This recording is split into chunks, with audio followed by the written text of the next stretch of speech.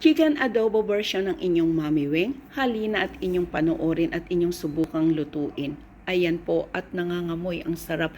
Manok, patatas, sibuyas, bawang, sili, lemon, pwede din po ang kalamansi or ang suka. Ayan po, toyo at ang paminta. Ayan, nagpainit na po ako ng kaserola. Lalagyan ko po siya ng mantika. After niyang pagkalagay ko ng mantika, ilalagay ko na rin po ang patatas. Ayan po. At luto na yung patatas, pwede na natin siyang baliktarin. Ayan. Pagkatapos niyan mga kamami, i-separate na po natin ang patatas. Pwede na po yan. At ang isunod naman po natin mga kamami, ang chicken.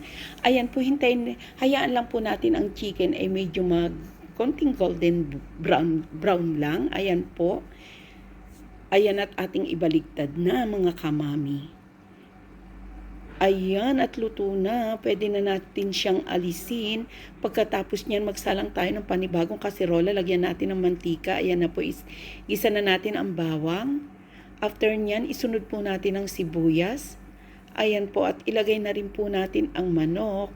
Lagyan na rin po natin siya ng soy sauce. Ayan po, depende po sa inyo kung ilang kilo yung niluto nyo. Kayo na po ang bahalang magtimpla.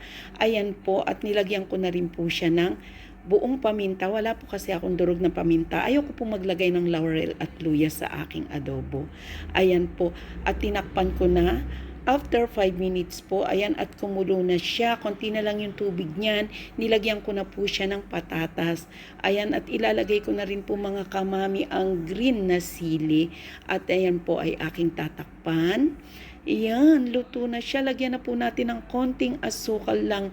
Optional lang po yung asukal, depende sa inyo. Ayan po at nilagay ko na rin po yung lemon. Oops, may nasama pa pong buto. Pagkatapos po niyan, yung buto ay tatanggalin natin kasi mapait po pag hindi natin tinanggal. Ayan po, after niyan, takpan po natin. Mga 2 to 3 minutes lang po natin napakuluan ang lemon sa ating manok.